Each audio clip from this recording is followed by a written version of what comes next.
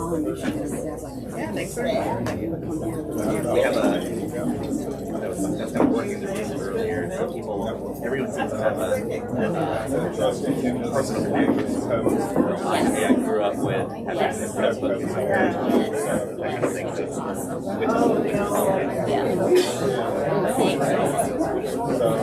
So for these, if you ever turn it off or turn it back on, you just hold it down. Okay. I'll give you that on now.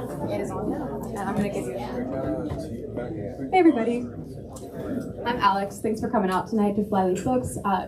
Your attendance and shopping makes events like this possible, so we appreciate it. This evening we have the pleasure of hearing from Michelle T. King as she presents Chop, Fry, Watch, Learn, Fu Pei-mei, and the Making of Modern Chinese Food with Kevin Kim.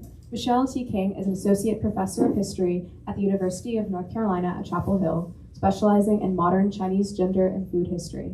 She's also co-editor of Modern Chinese Foodways, forthcoming from MIT Press, editor of Culinary Nationalism in Asia, and author of Between Birth and Death, Female Infanticide in 19th Century China. Kevin Kim is the associate director for the Asian American Center. A food ethnographer, curator, and storyteller, his research focuses on the cultural politics of food within and across Asian American diasporic communities. We'd also like to extend a huge thank you to our partners and co-sponsors for this event, the Asian American Center and the Carolina Asia Center. Thanks for your help and your support in making tonight possible. All right, if anyone didn't get the book, we did sell out, but we can take orders for more copies. Yeah.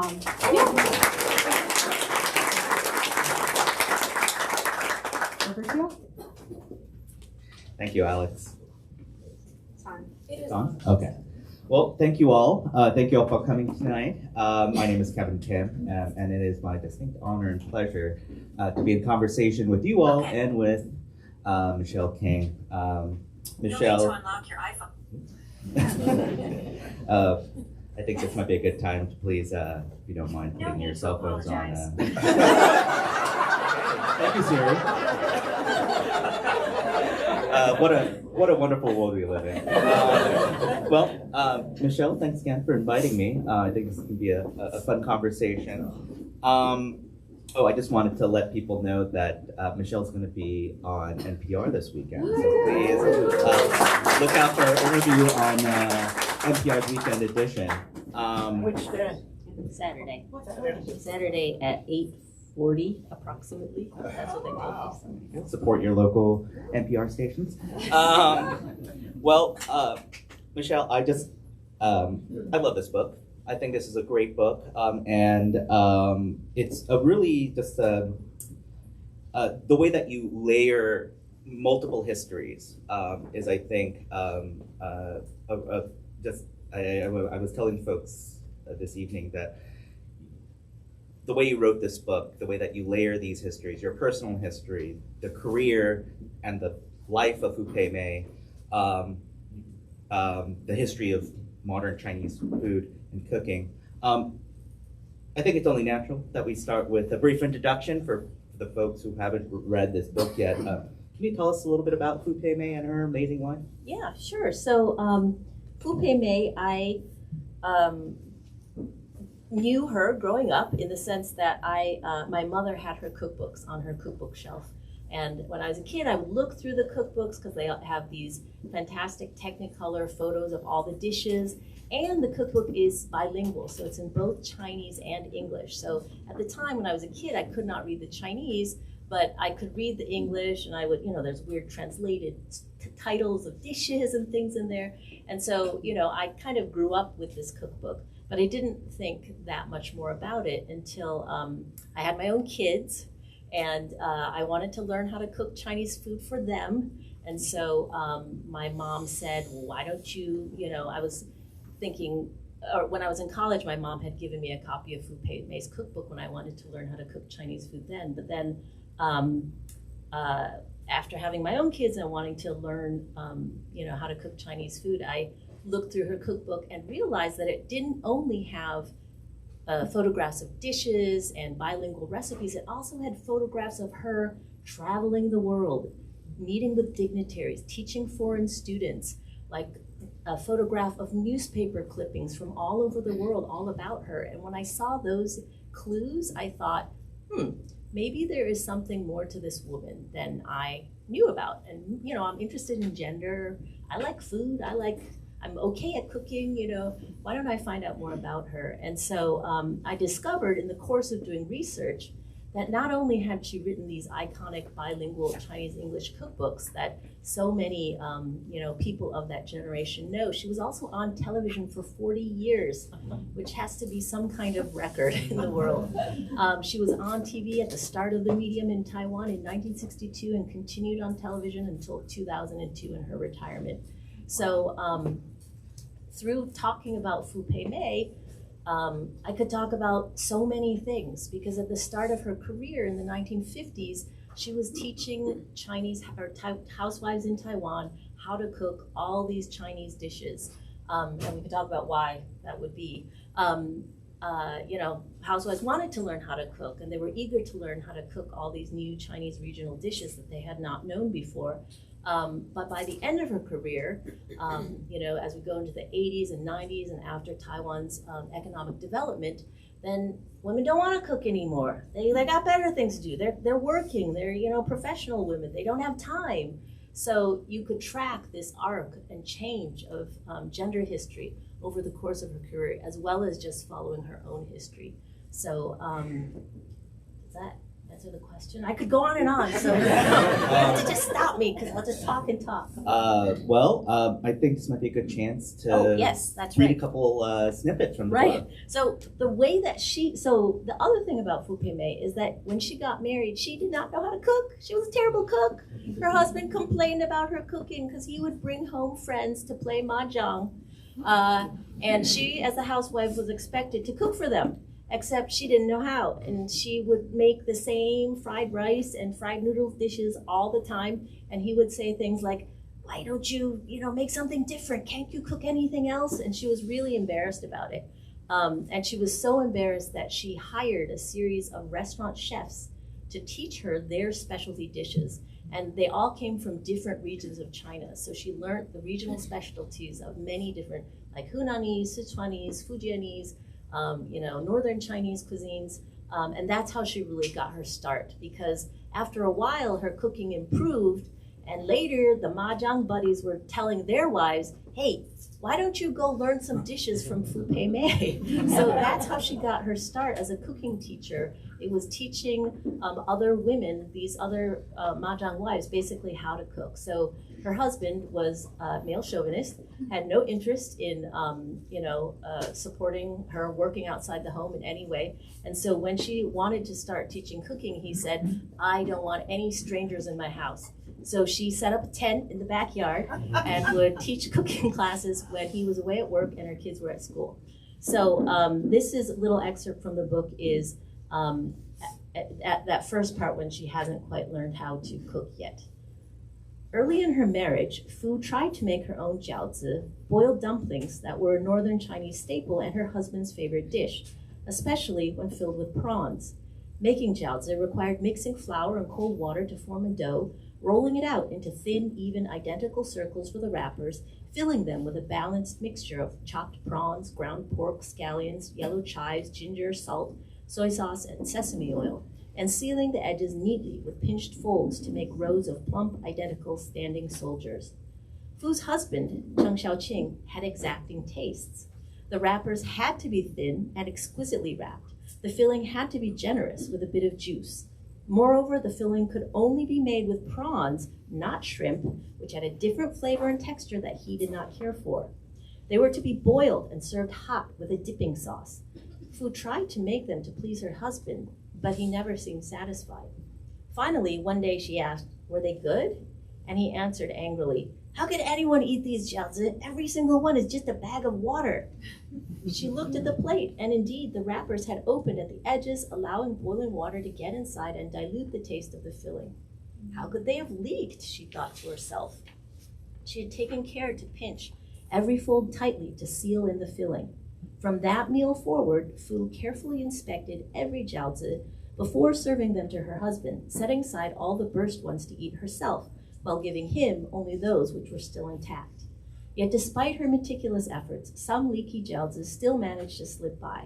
She had to watch as her husband would take a bite and throw it aside. Once her husband got so angry that he flung aside his chopsticks and walked away from the table. Fu was mortified. I felt my tears well up. I was so ashamed, but had no place to hide. The next day, Fu marched over to her neighbor's apartment, old Mrs. Liu's, to beg for help, bringing filling, wrappers, and all. Could Mrs. Liu please show her how to wrap jiaozi so they didn't burst when boiled? Mrs. Liu laughed and said, "Ha! Missy, how could you be this old and still not know how to wrap dumplings?" But Mrs. Liu agreed to help and watched Fu's technique.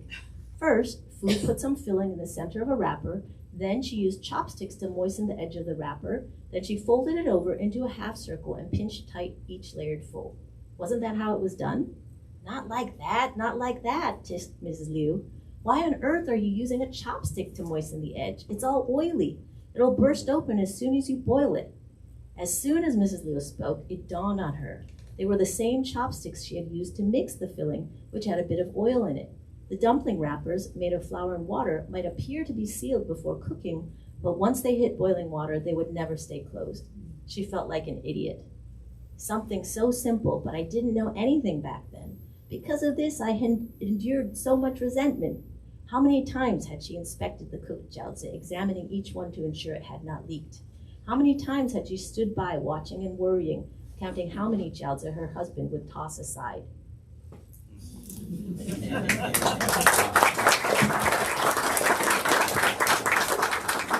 Wow, such a interesting, powerful, and fascinating vignette. And as I mentioned before, this book, the way that you take these vignettes to speak to multiple histories, obviously the life and career of Fu Pei-mei, but also the history of modern Taiwan, the history of modern Chinese cooking and cookery, and then also your own. So I was wondering if you could tell us a little bit about that process of why and how you infuse your own history and your own story and your own family's history into telling the story of Fu Pei-mei. Yeah, so when I thought about writing about Fu Pei-mei, I knew it wasn't, I will say the publisher markets this as a biography, but I've never thought of it as a biography actually, because I didn't, she doesn't have a cache of papers for me to look at. I didn't interview all her friends and neighbors and relations. I talked to her 3 children. I talked to her daughter-in-law. I talked to a good friend of hers, a cooking school, fellow teacher at her cooking school. But I didn't do it's not a biography in that sort of, who's the one that writes the Johnson biography? It's not that kind of, but Robert Caro biography. It's not that kind of biography, right? But what I did have was her autobiography, where all those vignettes and her quotes and everything come from her autobiography, which is in Chinese only. And I knew I wanted to use her story to talk about all these other things. So for me, the important part is sort of helping American audiences understand Taiwanese history, because most people don't know much about it, if anything at all.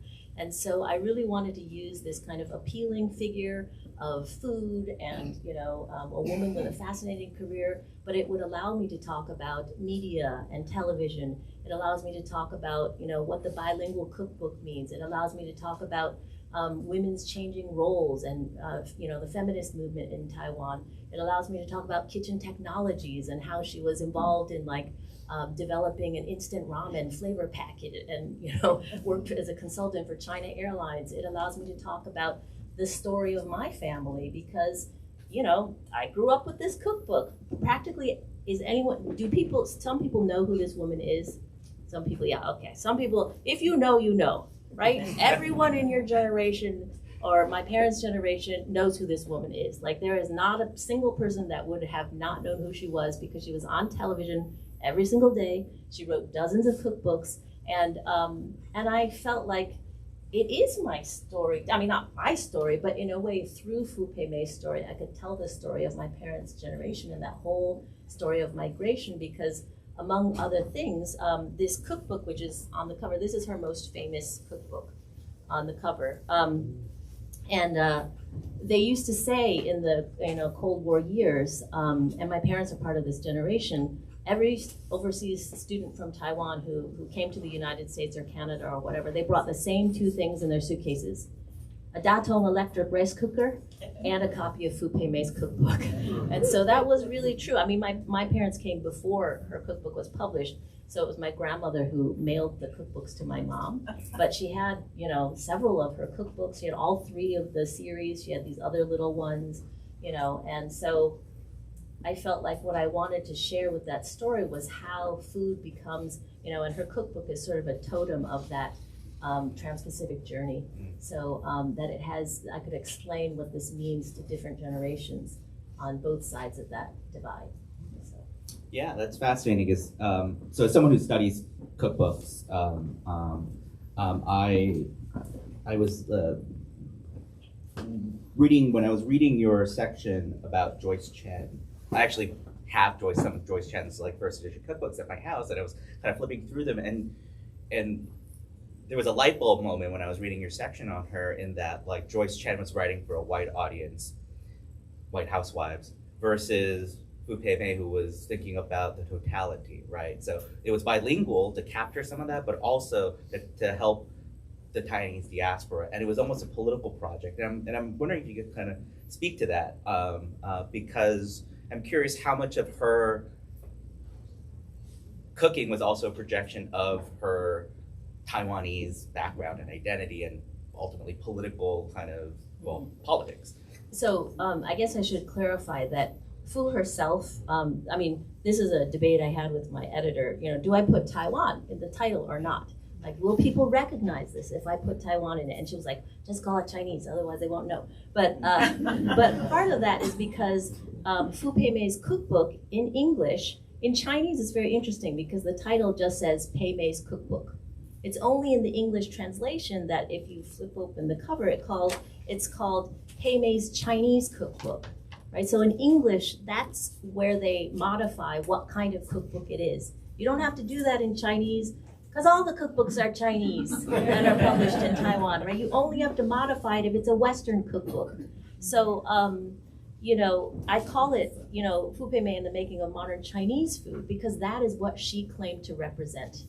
So to her, explicitly, she was a mainlander, which means that she was part of the generation, just like my parents, who went to Taiwan in 1949, or around 1949, after the Chinese Civil War and the defeat of the nationalists. You know, the communists won on the mainland, the nationalists retreated to Taiwan. They always intended to fight back, and, you know, they were going to go back to Taiwan, and they expected the help of the Americans.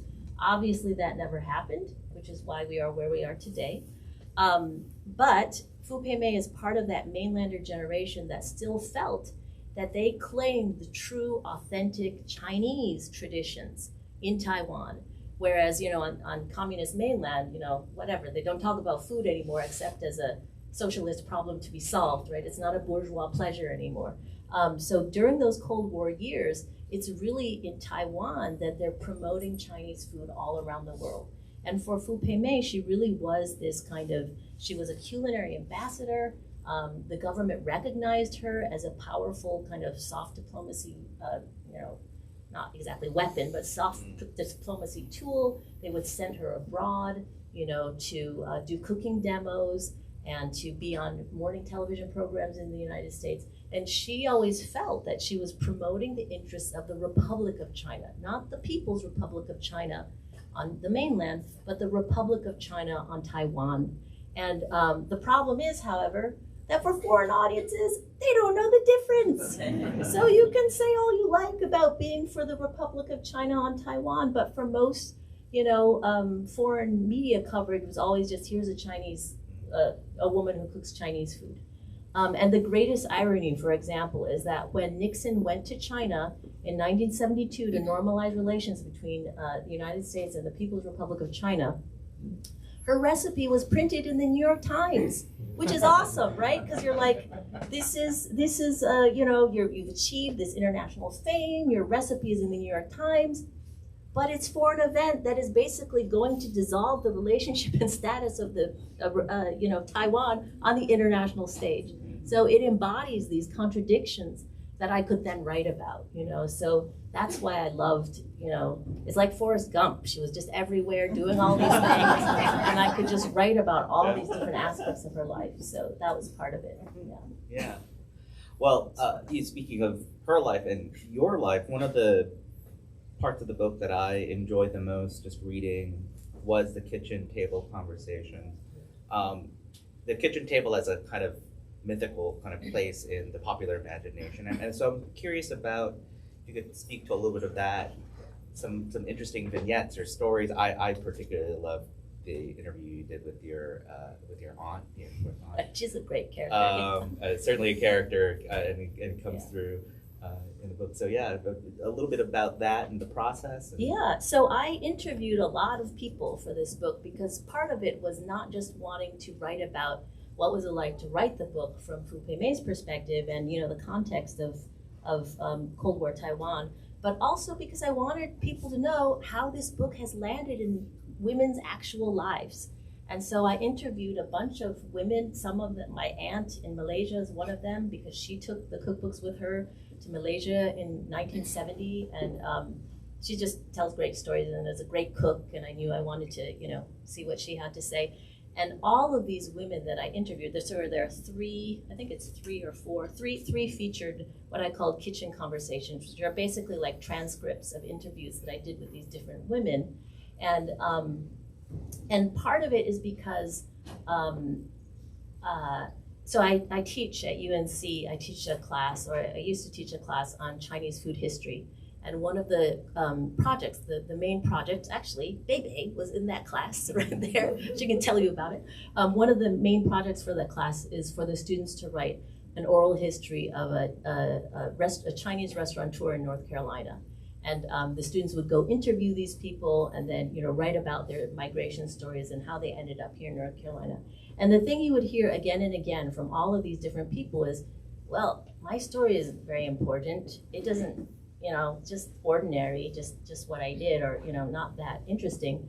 And the women in this book would say the same thing, like, I don't know why you want to interview me, but the point is that when you put all those stories together, and when you read the combination and you begin to see these patterns and similarities of all these different stories, and all the women here are working women.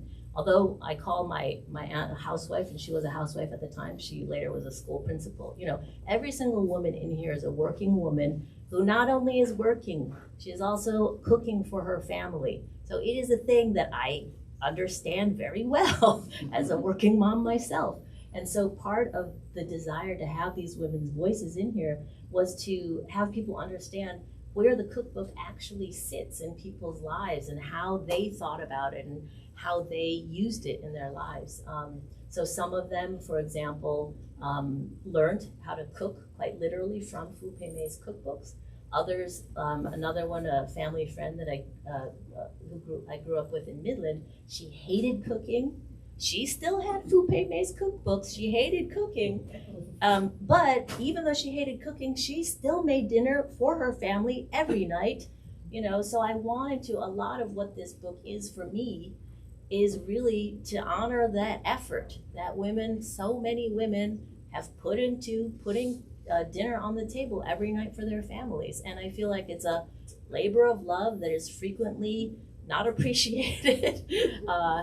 And I really wanted to honor that kind of domestic effort, basically, that of my mom's generation. Because when I was growing up in Michigan, when we would have a party, with all the Chinese families, it was always a potluck. And it was always like a million dishes. Everybody made their own food. It was all fantastic. So many good home cooks in that, group of families I grew up in. And now, if I have a party and they say, bring food, usually people buy it because they don't cook anymore, right? Who has time? Me too. Like, I don't always have time. I buy food and bring it to a potluck. So I feel like that kind of home cooking era is really changed, even, for me. Yeah. Yeah, and I think as I was reading your book, you mentioned that the changes in kitchen technology and our relationship between the sort of mechanization of food and the industrialization of food really comes out. And I'm curious if you have kind of specific examples of that from the book that you might want to touch on. Yeah. Good. Yeah, so like, interestingly, Fu Pei-mei herself embraced technological change. Like I said, she worked for food companies and consulted for them later in her career. She worked for the China Airlines to help develop their in-flight meals on international flights. She worked with this unit president to create a very popular ramen flavor, which was popular because it was the first packet ramen that included actual meat in a retort pouch, like a silvery pouch, that you open up, tear it open, and put the meat in. So they had to work on like viscosity and color and all this other stuff. So she was very aware that in order for Chinese cooking to survive, she felt she had to move in these directions because women simply didn't have time to do that kind of meticulous, laborious home cooking that she promoted on her television show. But she drew the line at the microwave. I found other Chinese cookbooks that are all entirely Chinese microwave cookbooks. I even found a recipe for Peking duck made in a microwave. What? You cannot make a Peking duck in a microwave. So actually in the recipe itself, to achieve the crispy skin of a Peking duck, you can't make it in a microwave. All they're doing is really zapping it to cook it for a while and then just shortening the time and you finish it in a regular oven. So it's still called a microwave Peking duck in the Washington Post. But Fu Pei-mei drew the line and she said, and interestingly, I looked at all these advertisements from that era. I looked through like all kinds of magazines. Like I looked through, years of the Taiwanese equivalent of the TV Guide. I looked through years of women's magazines for these advertisements. And these advertisements for the microwave, I think of a microwave as like you heat up your leftovers, you heat up some tea or whatever, right? It's just a heating up instrument, quicker for leftovers. But the way that microwaves were marketed in Taiwan when they first came out in the early 1970s was this magical machine will replace the stove and the burner. Like you can do all of it. And you can make your family dinner in 17 minutes. And they had a recipe for a 17-minute dinner that you could make in your microwave. And even in the advertisement, there is literally a Peking duck in the microwave in the advertisement.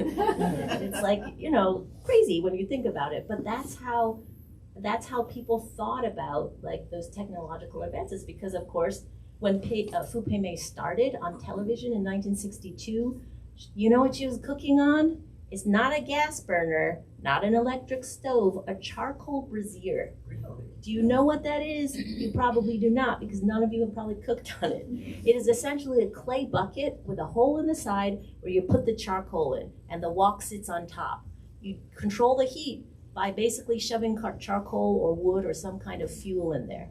Right? When she made her debut on Taiwan television in 1962, she not only had to bring all the food, all the utensils, all the knife, the cleaver, all the fish. And not only that, she made a squirreled fish for her debut, which is not easy. It's like a deep fried, butterflied fish, which the way you cut it and score it, when you deep fry it in a flour batter, it puffs up and looks like a squirrel's tail. So that's why they call it squirreled fish. So she's making that thing in a clay bucket brazier with charcoal shoved in it. That's how she's cooking. That's how women in Taiwan cooked in 1962. So when I see that, and I think what she was doing on TV in 1962, and I think about Julia Child making an omelet on TV in 1962, I'm like, women in Taiwan knew how to cook. It's an amazing, that's why the story is so interesting, because of all these changes that happened over those decades. Yeah, how did you refer to it as when people ask you, is Fu Pei-mei the Julia Child of Chinese cooking? You right. say is Fu Pei-mei? Right. No. So Julia Child or Fu Pei-mei was called by the New York Times, a food critic there, the Julia Child of Chinese cooking in 1971. But in Taiwan, you know what they call all other cooks? The Fu Pei-mei of so-and-so. So they call a Finnish cook the Fu Pei-mei of Finland. They call an English cook the Fu Pei-mei of England, right? So I joke that, Julia Child is really the Fu Pei-mei of French food, right? That's how you should think about her. As we begin to wrap up our conversation, I was wondering if you could tell us a little bit about where you got the title from. Because it kind of reads as one of those, well, to put it rather crudely, kind of fortune cookie sayings. Yeah. So I'm wondering how that title came about. So in Chinese, there are a lot of sayings that are 4 characters long. Right? They're called 四字成语. And one of them you might know is Eat, Drink, Man, Woman. It's the title of an great Ang Lee food film, by the way. If any of you are a foodie film, Yes. watch that film. It will make you want to eat. But Eat, Drink, Man, Woman is actually from a Confucian classic, and it's touching on the essentials of human life, sex and food, basically, right? So when it came time to come up with a title for my book, I made up my own 4-character phrase. So Chop, Fry, Watch, Learn comes as a kind of a 四字成语 for what Fu Pei-mei was doing. So there are 2 pillars in Chinese cooking. One of them is knifing technique, and one of them is control of heat over time. Okay, so chop is the knifing technique part, and fry is for standing in for 火候, which is a control of heat over time, you have to master those 2 things if you want to master Chinese cooking. And then watch is obviously what the viewers are doing, and they're watching and learning. So I was quite proud of myself to create this completely fabricated 4-character phrase, and I do it as a kind of a joke because so much of what you read about Chinese food is authentic, 5,000 years of tradition, blah, blah, blah, blah, all this stuff. And what I really want to say is that what Fu Pei-mei was doing was entirely modern and new in the 20th century, right? For her, and what she was showing to the world was a way of cooking food on television to all these different audiences, both in Taiwan and abroad, that was totally new. And so although it sounds old, it's actually very modern. And so that's the joke in the title is, although it sounds old, it's actually completely fabricated, and I made it up and it's modern. Well, I definitely want to leave time for questions from the audience, but I will end with this question. So when I teach my food studies classes, I have my students do this writing assignment where I ask them to imagine that they've just invited someone that they read, a food studies scholar or someone important to what we were studying, over for dinner. So let me ask you this. Imagine you're planning a dinner party. It's you, your family, and Fu Pei-mei. What would that party look like, and what's on the table? What are you serving? Can I ask her to cook for me? Because I think the results would be a lot better. I would not dare to make Chinese food for Fu Pei-mei. That's like carrying the coals to Newcastle, right? So I would probably make like Yotam Lengi or some other totally other cuisine, which you never had before. So at least you wouldn't be able to quite say, look at the size of your knife, look at your quality of your knifing skills, or I wouldn't dare to put my cooking in front of her, but I might cook with her. That's what I would do. I would invite her to cook with me and show me how to make certain things. I think that would be great. Is it a formal sit down? Is she the kind of person who would appreciate an informal gathering, or you think it would be a formal sit down, fine china kind of No. I would want to learn from her 10 basic home cooked dishes that I could put in rotation in my house at home. That's what I would want, So 10 of a feast, yes, but things that I could cook on a regular basis, that I would love to do that. Yeah. Well, on that delicious note, let's all thank Michelle King. Her book is Chop, Fry, Watch, Learn, Fu Pei-mei and the Making of Modern Chinese Food. We have time for audience questions. I think I'm going to circulate this mic because it's such a full room. So, Alex.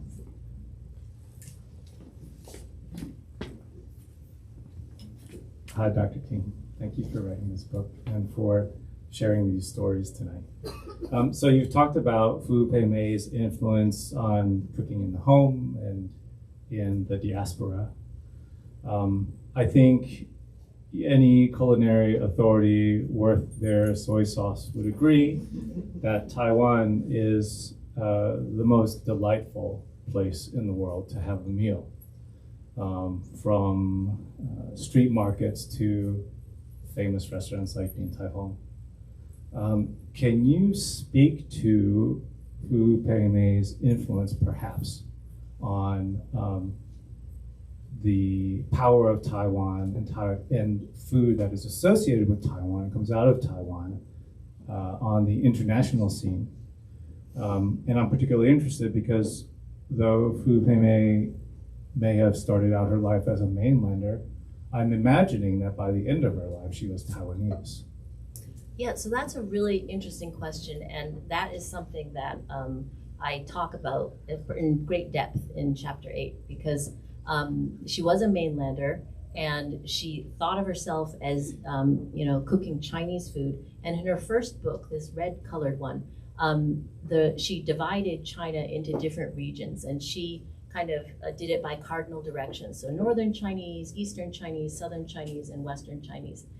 Under which she kind of amalgamated like Sichuan and Hunan together in Western cuisine, for example. So that's how she started her career. But by the end, right, she's recognizing Taiwanese cuisine as its own thing. She comes out with a Taiwanese cookbook explicitly as Taiwanese cuisine.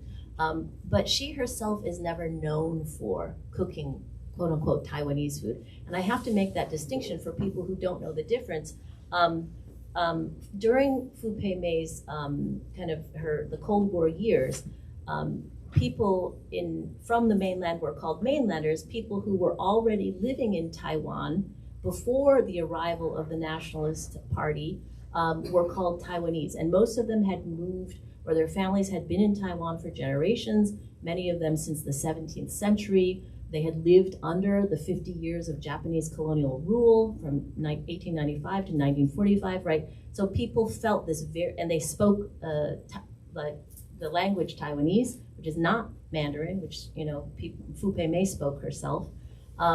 So I talk about how that shift also has occurred since democratization in the 1980s, and how Fu Pei-mei as a figure herself, her regard in Taiwan has changed, right? Because she was regarded as this kind of symbol of mainlander dominance, basically. And that star has really turned. So that recently in 2017, there was a dramatic series about her life put on by Taiwan Television. It's actually on Netflix now. It's very melodramatic, I will just say. It's called What She Put on the Table.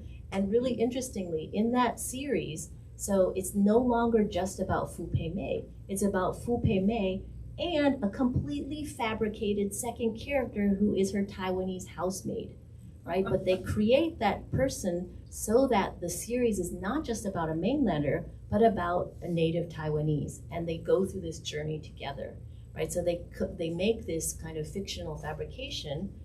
She had housemaids, but she never writes about them in her autobiography, right? She definitely had housemaids. But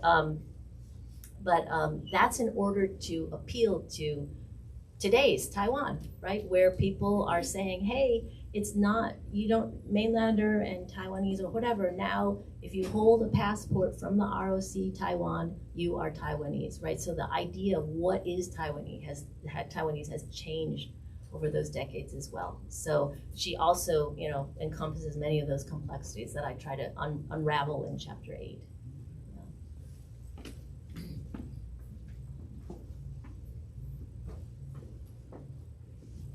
Thank you for this. It's really fascinating. I'm really intrigued by the idea of a bilingual cookbook, one that is speaking to multiple audiences.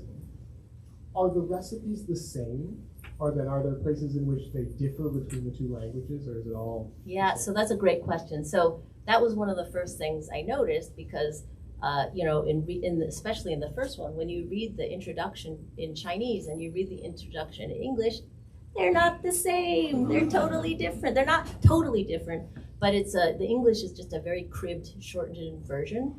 And so I actually tracked down the woman who translated that first cookbook. Unfortunately, through the wonders of the internet, she had unfortunately passed away, but her son allowed me to look at all the photographs that they had, all the papers and whatever. So what was she doing in Taiwan? She was married to an American serviceman, And during that Cold War period, America sent over, they called it MAG, the Military Advisement Group or something like that. Anyway, they sent over US servicemen to advise the military of Taiwan. And so there were hundreds of servicemen there, as well as their wives. And what did they do when they were in Taiwan? Take cooking classes with Fu Pei-mei. So the reason that she made the cookbooks bilingual to begin with was because she was teaching American servicemen's wives, and they were the ones that encouraged her to turn the mimeographed sheets that she gave out in class into an actual cookbook. So embedded in that bilingualism is that Cold War history as well.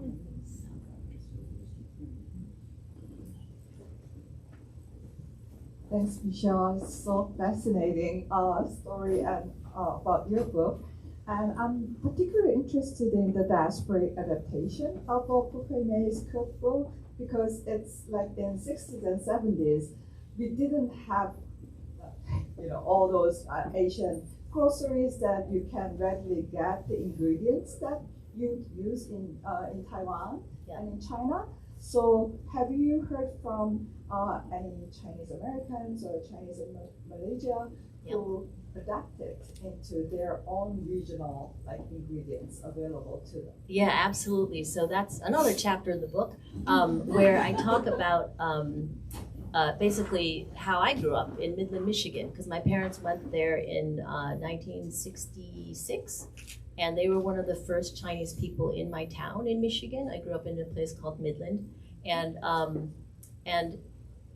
there was a Chinese restaurant there called Roditcher's Chinese Restaurant, which by the name is obviously not owned by a Chinese person. It was a man who apparently had served time with Al Capone or something, and his Chinese manservant did the cooking.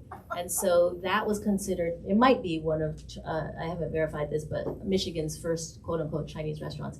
But another family friends who also went to Midland the year before my parents did, I interviewed Auntie Jane Tao, I call her Auntie Jane.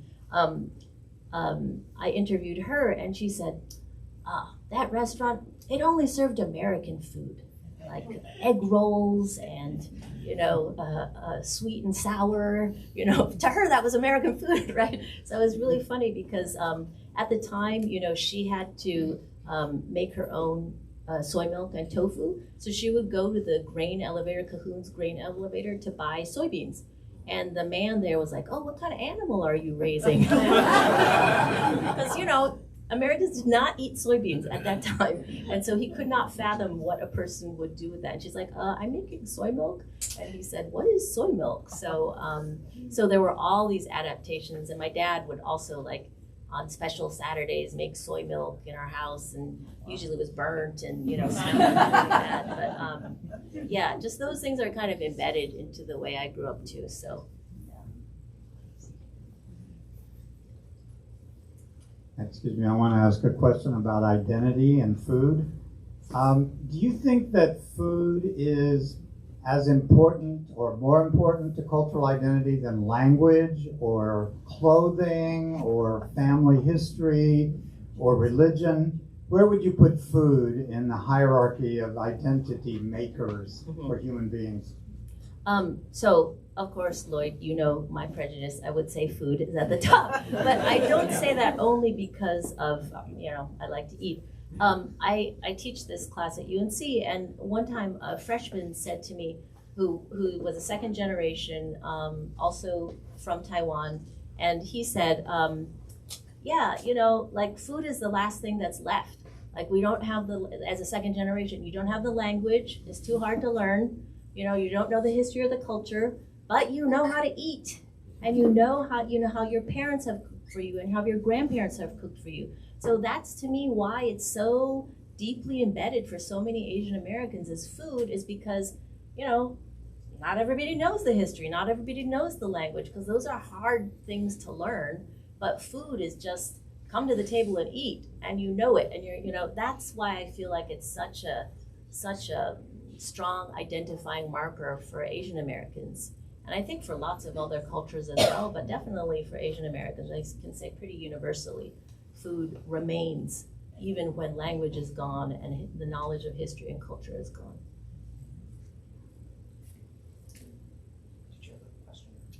I had a question which was related to the other ingredient question. So many cookbooks, no matter what culture they're representing, have a list of sources in the back. And I remember my first forays in Chinese cooking coming from the Time Life Cookbook series, which I'm sure you're familiar with. And, you know, it was a real mystery. Where would you get an ingredient? Did she address any of that in her so-called, you know, bilingual cookbooks? You know, some of the English recipes would say, oh, in America you could use this, you know, kind of as a substitute. But she wasn't that concerned with where you would get certain things. I mean, she didn't have as many, she purposely did not put in as many recipes for like abalone or, you know, bird's nest or things that would be very difficult to source. But what's interesting is that other cookbooks, say Joyce Chen's cookbook, they do tell you exactly which stores in New York you can go to buy these things, because those are written for non-Chinese audiences, right? So exactly, they don't know where to go to get all these things. So that's how you can tell the difference, because for her it's like, well, you know, she doesn't know. She's not in America. She's just kind of based on what she's heard from other people. Yeah. I figured it was something like that. But, and that would have changed, obviously, for Joyce Chen's era as opposed to today, where you could So, and if people don't know, go to Li Ming's. Yeah. Except you have to know the language at Li Ming. You know what, Michelle? You just go there and try it. Just look for interesting stuff and just try it and see what you think. Most of it's been translated. I mean, many of the things have been translated on the packaging now. Yes, but, you certainly can't ask the staff unless you can speak their language. No, that's true, but you know, just see it as an adventure. Go there and buy something new. Did you have a sense of if, because I was kind of wondering this, do you know if Fu Pei-mei talked to like Joyce Chen or Hui Chow or like even Martin Yan, or you know, some of these like American the Chinese chefs who were specifically working for American audiences? Yeah, I don't get the feeling that she did really. You know, she had a daughter living in the United States whom she would come to visit, and she would appear on television and stuff like that. But I don't get the feeling that she was like close friends or anything like that. She doesn't mention any of those people by name. I think they're really in different orbits, you know, really quite different, you know, because unless you speak Chinese, you won't know who Fu Pei-mei, you know, unless you're from that kind of. Although, you know, people like the New York Times food critic did know who she was and like talked up her cookbook and stuff, you know, and they were sold in the United States in Chinatowns, right? But they weren't marketed towards a white audience. So, you know, not exactly, I mean, indirectly through all these American military wives who, by the way, would come back to the United States and teach their own Chinese cooking classes. So there's a whole part about that as well. Thank you, Michelle, and congratulations.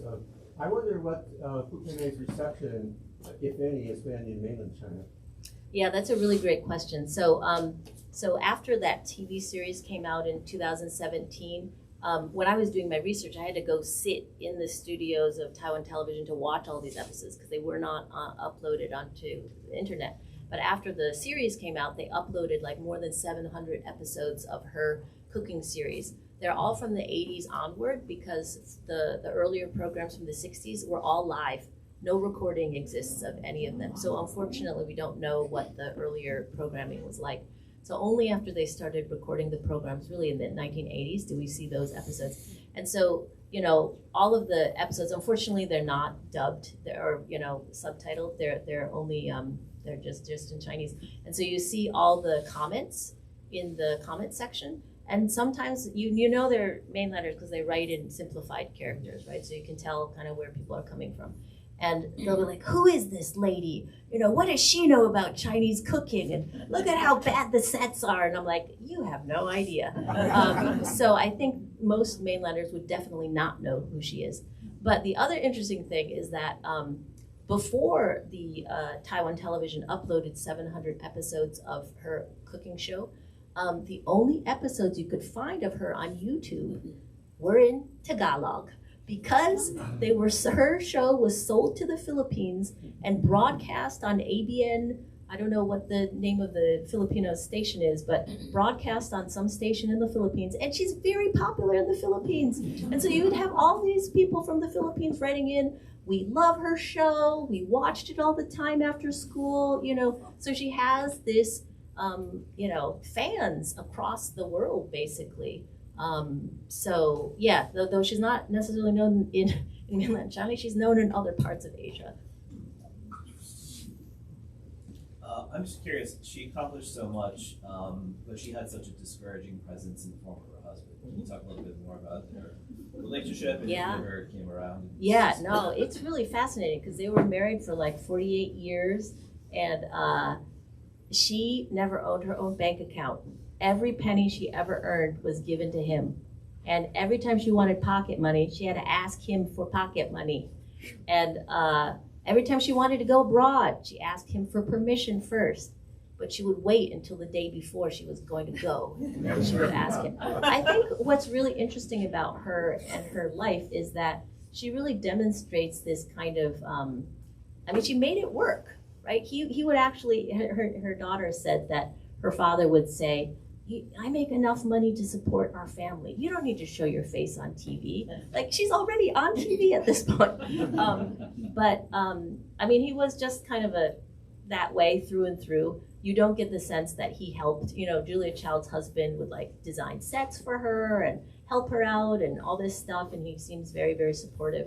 You don't get that sense about her husband at all. But she she thrived despite it. That's the interesting part to me. And in her autobiography, she just says that after he died, she just has a line that says, I did everything a wife should do and more.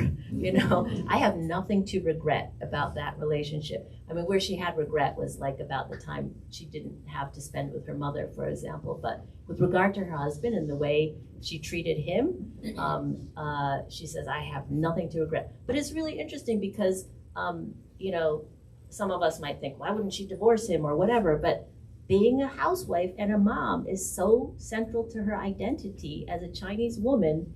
The first line of her autobiography is, or at least in the preface, I had a wonderful husband, I had 3 children, who loved me, I have 3 lovely in-laws and 7 grandchildren, right? Family is embedded in the start, and it's part of her identity. It's part of why she's so popular, because she's like your grandma, right? That's partly why she was so popular on television. She's not a, 20-year-old influencer who's just, like creating stuff to be on YouTube. Like the cooking is, and she says that, in one radio interview, she said, I don't know any woman who comes to my cooking class who's cooking for herself. Everyone who's coming here is cooking for their family, for their sweetheart, for their husband. Nobody is coming here to cook for themselves. Maybe in this day and age that's limited or, is very heteronormative. All of that is true. But it speaks to, and I wanted that to thread through how much family is a part of food, right, in this whole story. And you can't really do one without the other. Well, I think we have time for one last question before we wrap up. Do you have anyone with the final question? If not, let's give another round of applause.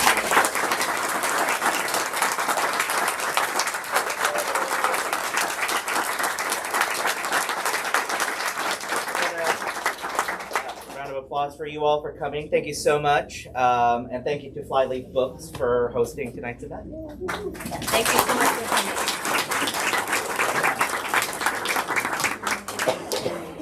Thank you.